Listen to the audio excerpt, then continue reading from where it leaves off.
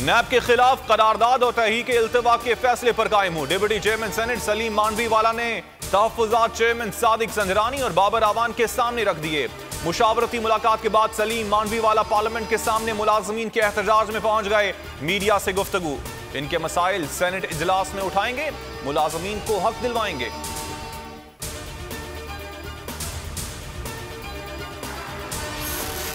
मौलाना ने कल पिज्जा ना खिलाने का शिकवा किया, आप क्या कहेंगे? सहाफी का बाबर आवान से सवाल, आईनी इदारों को सियासत में मुलव्विस नहीं करना चाहिए, मौलाना से गलती हो गई, वो हलवा कहना चाह रहे थे मगर he is very fantastic, Babar Awan का जवाब। हुकूमत ने अवाम को क्रैकडाउन, लॉकडाउन और ब्रेकडाउन के तहाइफ दिए। मईशत वेंटिलेटर पर, अवाम मायूस और बदहाल, जबकि अमन व अमान की सूरत हाल इंतहाई मखदूश है। 2.5 साल में अवामी फलाह बहबूद का कोई एक बड़ा मंसूबा कागजों पर भी सामने नहीं आ सका। अमीर जमात इस्लामी सिराजुल हक का ट्वीट।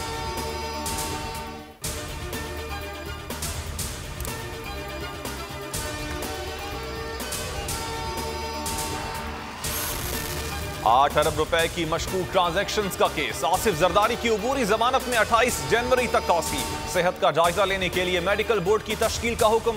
एहतसाब अदालत में मनी लॉन्ड्रिंग रेफरेंस, शहबाज शरीफ और हमजा शहबाज के जुडिशल रिमांड में 4 रोज की तौसीब। शहबाज शरीफ का 2014 का टैक्स ऑडिट रिकॉर्ड 16 जनवरी तक तलब।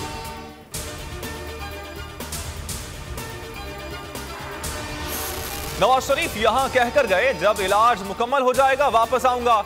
इनकी कोई नई रिपोर्ट्स हमें मौसूल नहीं हुई, इनको कोर्ट ने मफरूर करार दिया है, हमने नहीं दिया। नवाज शरीफ के गारंटी देने वाले हमारे पास मौजूद हैं। वजीर सेहत पंजाब डॉक्टर यास्मीन राशिद की गुफ्तगू।